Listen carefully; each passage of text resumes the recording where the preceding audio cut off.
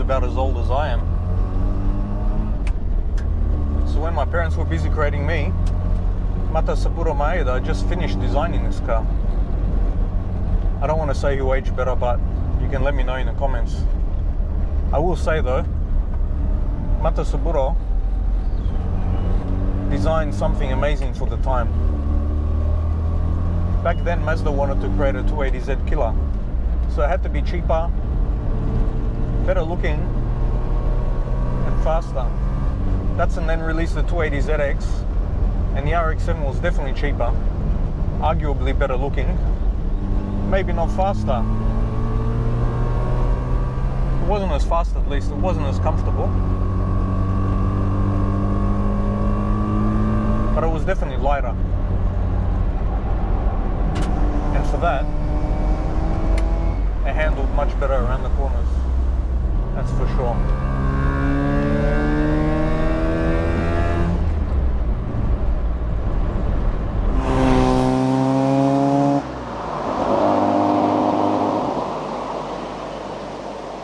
So the market just started to grow. Even Mitsubishi jumped in on the bandwagon with the Starion soon after, in the 82. So the ZX was more like a cruiser, the Starion was the speedster with the turbo, and the RX-7 was all about the handling and the engine, kind of like an M3.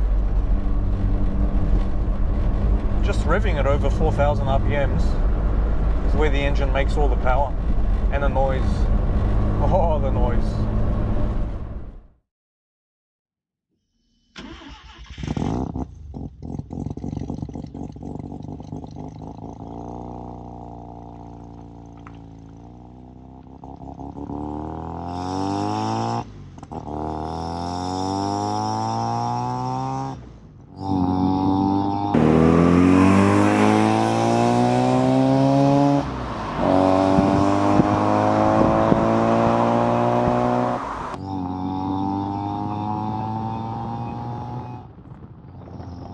This car isn't muffled by any turbos. It's naturally aspirated, fuel injected 13B, pure rotary. That's a 1.3 litre. Most of these came from the factory with a 12A engine, 1.2 litre, and a carburetor. In today's cars, you push the accelerator and it throws you back into the seat. This engine's more of a build-up to a climax. The more revs you give, the faster that climax reaches.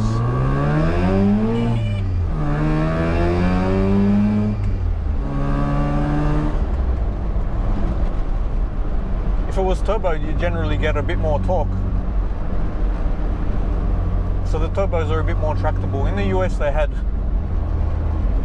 13B turbos, the GT variants, whereas in Australia we only get those as grey imports from Japan. I think they had them in Japan too, the 13B turbos.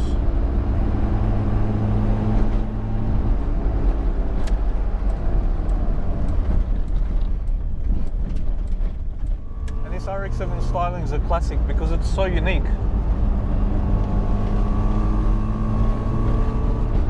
Unlike the Series 4, which was just a cut down copy of a 944 Porsche, there was nothing like this around at the time. And it's all thanks to the creator, Mr. Maeda. Good job, Mr. Maeda.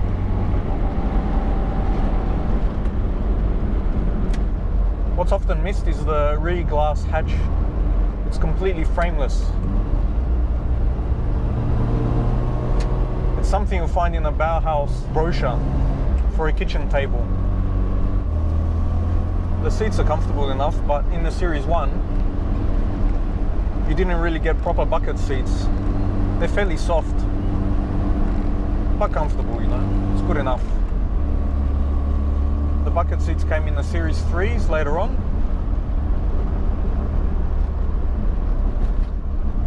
You also got rear seats that folded down.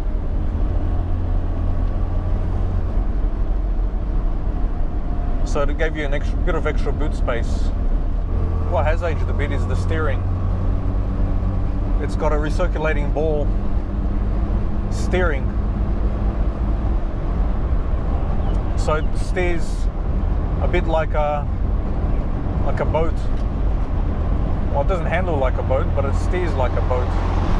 You have to give huge inputs, you know, in order to make it steer. It's a bit ridiculous. I remember reading a review of this car, like an original review from 1979, and the journal was like, although it is not rack and pinion, the steering is actually quite good.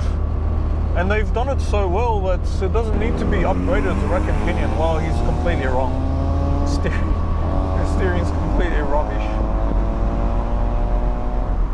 And I reckon if journos would have complained a little bit more, then maybe in the Series 2 we would have gotten rack and pinion, but we had to wait until the Series 4 for it to come out, which is a real shame. Mind you, these tiny 13-inch tyres don't do it much favours. But when you point it into a corner, it certainly goes in that direction. It's very, very nice. It's nimble. They race these cars in Group C, and Group C conversions are really popular nowadays. Many people put steering racks from the later FCs into this car, but they need to move the engine back. I can only imagine how much better it would steer. That's my only gripe in this car. Depending on the condition, you can pick up one of these for $15,000, sometimes $26,000 for a mint condition Series 1. I've put some links in the description. There's a couple of Facebook groups if you're interested. Sometimes it's better to let people know they're interested in buying a car on a Facebook group rather than wait for one to become available.